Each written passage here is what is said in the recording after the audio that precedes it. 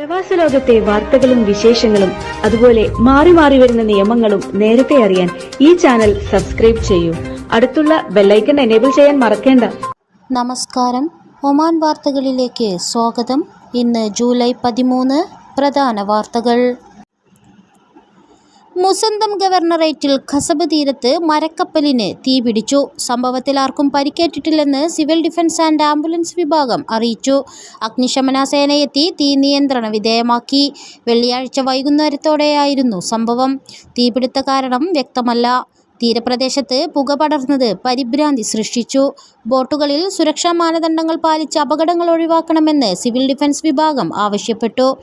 നേരത്തെയും ഖസബ് വിലായത്തിലെ സമീപ പ്രദേശത്ത് മരക്കപ്പൽ കത്തിനശിക്കുകയും മരണം സംഭവിക്കുകയും 2 പേർക്ക് പരിക്കേൽക്കുകയും ചെയ്തിരുന്നു. കാണാതായ സ്വദേശി പൗരനെ ജബൽ അക്തർ പർവ്വതനിരയിൽ കണ്ടെത്തി. റോയൽ ഒമാൻ പോലീസ് ഏവിയേഷൻ വിഭാഗം സിവിൽ ഡിഫൻസ് ആൻഡ് ആംബുലൻസ് വിഭാഗവുമായി സഹകരിച്ച് നടത്തിയ പരിശോധനയിലാണ് ഇയാളെ കണ്ടെത്തിയത്. ഏവിയേഷൻ ഹെലികോപ്റ്ററിൽ സ്വദേശിയെ ആശുപത്രിയിലെത്തിച്ചതായും ഇയാളുടെ ആരോഗ്യനില തൃപ്തികരമാണെന്നും റോയൽ ഒമാൻ പോലീസ് അറിയിച്ചു. സലാം എയർ മസ്കത്തിൽ നിന്നും ചെന്നൈയിലേക്കുള്ള സർവീസ് ആരംഭിച്ചു. ഉദ്ഘാടന സർവീസിൽ സലാം എയർ വിമാനത്തെ ചെന്നൈ വിമാനത്താവളത്തിൽ സ്വീകരിച്ചു. ആഴ്ചയിൽ 2 ദിവസങ്ങളിലാകും ഇരുഭാഗങ്ങളിലേക്കുമുള്ള സർവീസുകൾ. വ്യാഴം, ശനി ദിവസങ്ങളിൽ രാത്രി 11 മണിക്ക് മസ്കത്തിൽ നിന്നും പുറപ്പെടുന്ന വിമാനം പുലർച്ചെ 4:15 ചെന്നൈയിലെത്തും. ചെന്നൈയിൽ നിന്നും പുലർച്ചെ 5 മണിക്ക് പുറപ്പെട്ട് രാവിലെ 7:25 മസ്കത്തിൽ ലാൻഡ് ചെയ്യും. മസ്കത്തിൽ നിന്ന് ചെന്നൈയിലേക്ക് 100 റിയാലിന് മുകളിലും ചെന്നൈയിൽ നിന്ന് മസ്കത്തിലേക്ക് 60 റിയാലിന് താഴെയുമാണ് ടിക്കറ്റ് നിരക്കുകൾ. മസ്കത്തിൽ നിന്ന് ന്യൂഡൽഹിയിലേക്ക് ഈ മാസം ആദ്യത്തിൽ സർവീസ് ആരംഭിച്ചിരുന്നു. ആഴ്ചയിൽ 2 ദിവസങ്ങളിലാണ് ഇരുഭാഗങ്ങളിലേക്കുമുള്ള സർവീസുകൾ. ചൊവ്വ, വ്യാഴം ദിവസങ്ങളിൽ മസ്കത്തിൽ നിന്നും പുലർച്ചെ 2:15 പുറപ്പെടുന്ന വിമാനം രാവിലെ 6:45 ഡൽഹിയിൽ ലാൻഡ് ചെയ്യും. ഡൽഹിയിൽ നിന്നും രാവിലെ 7:45 പുറപ്പെടുന്ന വിമാനം ഒമാൻ സമയം രാവിലെ 9:25 മസ്കത്തിലെത്തും. ഒമാന്റെ ബജറ്റ് വിമാനമായ സലാം എയർ അന്താരാഷ്ട്ര സർവീസുകൾ വർദ്ധിപ്പിക്കുകയാണ്. തൊഴിൽ നിയമലംഘനവുമായി ബന്ധപ്പെട്ട് നിരവധി വിദേശികളെ തൊഴിൽ മന്ത്രാലയം അറസ്റ്റ് ചെയ്തു. വ്യത്യസ്ത ഗവർണറേറ്റുകളിലെ വിവിധ വിലായത്തുകളിൽ കഴിഞ്ഞ ദിവസങ്ങളിൽ നടത്തിയ പരിശോധനയിലാണ് ഇവർ അറസ്റ്റിലായതെന്ന് മന്ത്രാലയം അറിയിച്ചു. ഡയറക്ടറേറ്റ് ജനറൽ ഓഫ് ലേബർ സംയുക്ത പരിശോധനാ സംഘത്തിന്റെ നേതൃത്വത്തിലായിരുന്നു നിയമലംഘകർക്കായുള്ള പരിശോധന. പ്രതികൾക്കെതിരെ നിയമ നടപടികൾ സ്വീകരിച്ചു. സേഫ്റ്റി ആൻഡ് സെക്യൂരിറ്റി എസ്റ്റാബ്ലിഷ്മെന്റിനെയും പരിശോധനകളിൽ സഹകരിപ്പിക്കുന്നുണ്ട്. നിർമ്മാണത്തിലിരിക്കുന്ന വീടുകളിൽ നാശനഷ്ടങ്ങൾ വരുത്തുകയും വൈദ്യുത കേബിളുകൾ മോഷ്ടിക്കുകയും ചെയ്തതിന് 2 വിദേശികളെ റോയൽ ഒമാൻ പോലീസ് അറസ്റ്റ് ചെയ്തു. സുഹാർ വിലായത്തിലായിരുന്നു സംഭവം. വടക്കൻ ബാത്തിന ഗവർണറേറ്റ് പോലീസ് കമാൻഡാണ് പ്രതികളെ പിടികൂടിയത്. ഇവർക്കെതിരായ നിയമ നടപടികൾ പൂർത്തീകരിച്ചു. തെക്കൻ ഷർക്കിയ ഗവർണറേറ്റിലെ വാണിജ്യ വ്യവസായ നിക്ഷേപ പ്രോത്സാഹന മന്ത്രാലയം മസീറ വിലായത്തിലെ വിവിധ പ്രദേശങ്ങളിൽ പരിശോധന നടത്തി. ചെറുകിട കച്ചവട സ്ഥാപനങ്ങൾ, ഫാക്ടറികൾ, ഇന്ധന കേന്ദ്രങ്ങൾ, ഗ്യാസ് സ്റ്റേഷനുകൾ, നിർമ്മാണ യൂണിറ്റുകൾ തുടങ്ങിയ ഇടങ്ങളിൽ മന്ത്രാലയം ഉദ്യോഗസ്ഥർ പരിശോധന നടത്തിയത്. വാണിജ്യ പ്രവർത്തനങ്ങൾക്കുള്ള ലൈസൻസ്, മാനദണ്ഡങ്ങൾ, സൗകര്യങ്ങൾ തുടങ്ങിയവ ഉദ്യോഗസ്ഥർ പരിശോധന നടത്തി. നിയമങ്ങൾ പാലിക്കുന്നതിന് സ്ഥാപനങ്ങളെ ബോധവൽക്കരിക്കുകയും ജീവനക്കാർക്ക് നിർദ്ദേശം നൽകുകയും ചെയ്തു. മസ്കത്ത് KMCC മലപ്പുറം ജില്ലാ കമ്മിറ്റിയുടെ ആഭിമുഖ്യത്തിൽ ഓർമ്മകളിലെ ഉണ്ണിയേട്ടൻ എന്ന പേരിൽ അന്തരിച്ച മുസ്ലിം ലീഗ് നേതാവ് AP ഉണ്ണികൃഷ്ണൻ അനുസ്മരണം സംഘടിപ്പിച്ചു. മലപ്പുറം ജില്ലാ KMCC ഉപദേശക സമിതി ചെയർമാൻ വാഹിദ് ബർക്ക അധ്യക്ഷത വഹിച്ചു. മസ്കത്ത് KMCC കേന്ദ്ര കമ്മിറ്റി സെക്രട്ടറി അഷ്റഫ് കിണവക്കിൽ പരിപാടി ഉദ്ഘാടനം ചെയ്തു. അഷ്റഫ് പോയ്ക്കര മുഖ്യ അനുസ്മരണ പ്രഭാഷണം നടത്തി. വടക്കൻ ബാത്തിനയിലെ ഷിനാസ് വിലായത്തിനെ ബാത്തിന എക്സ്പ്രസ് വേയുമായും ബാത്തിന മെയിൻ റോഡുമായും ബന്ധിപ്പിക്കുന്ന 2 വരിപ്പാത യാത്രയ്ക്കായി തുറന്നുകൊടുത്തു. 5.8 കിലോമീറ്റർ റോഡാണ് ഗതാഗത ആശയവിനിമയ വിവരസാങ്കേതിക മന്ത്രാലയം നിർമ്മാണം പൂർത്തിയാക്കി കഴിഞ്ഞ ദിവസം തുറന്നത്. ഷിനാസ് റൗണ്ട് എബൌട്ടിൽ നിന്നും 1.5 കിലോമീറ്ററിന് ശേഷമാണ് ബാത്തിന എക്സ്പ്രസ് വേയിലുള്ള പുതിയ പാത ആരംഭിക്കുന്നത്. റോഡുകളിൽ സുരക്ഷാ സംവിധാനങ്ങളും മറ്റും ഒരുക്കിയിട്ടുണ്ട്. മേഖലയിൽ നിന്നും ബാത്തിന എക്സ്വേയിലേക്കും ഇവിടെ നിന്നും മസ്കത്ത് ഉൾപ്പെടെയുള്ള ഭാഗങ്ങളിലേക്കും UAEയിലേക്കും യാത്ര എളുപ്പമാക്കുന്നതാകും പുതിയ പാത.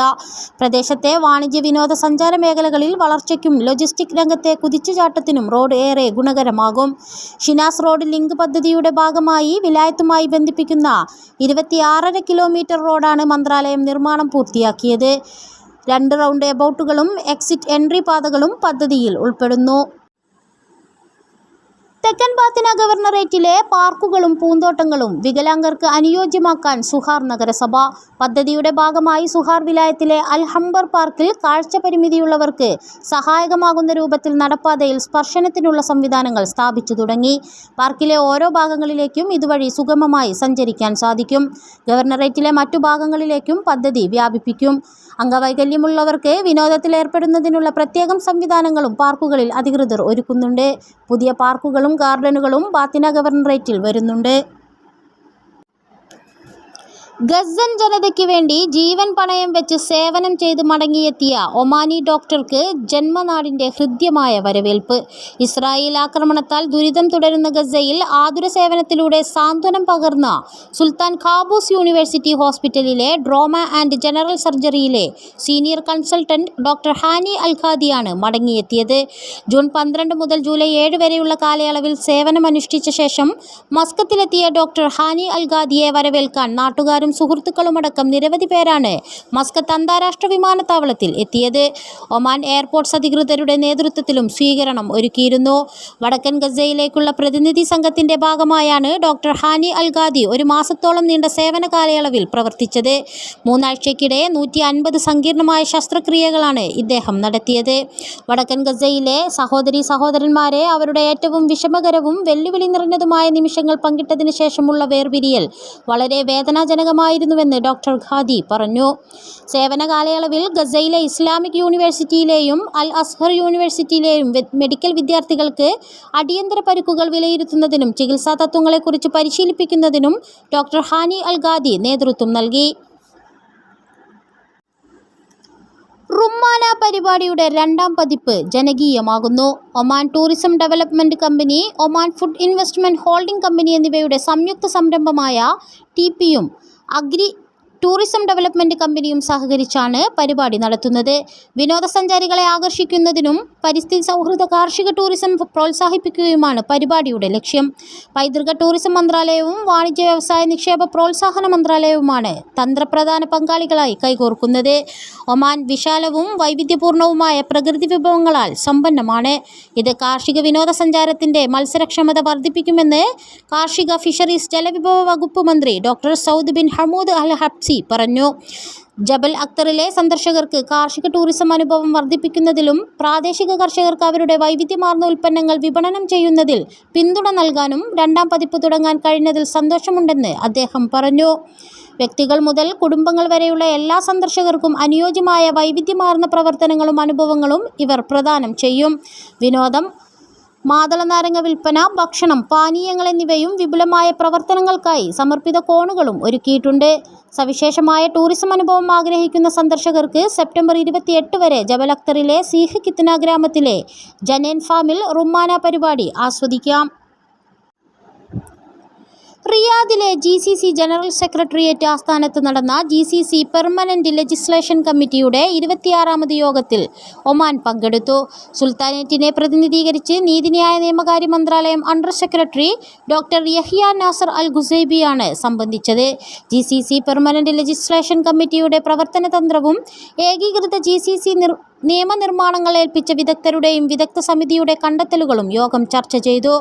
അംഗരാജ്യങ്ങളിലെ ബന്ധപ്പെട്ട വകുപ്പുകളുമായി ഏകോപിപ്പിച്ച് നിയമനിർമ്മാണ തത്വങ്ങൾ സമാഹരിക്കാൻ വിദഗ്ധ സമിതിയെ തിരഞ്ഞെടുത്തു.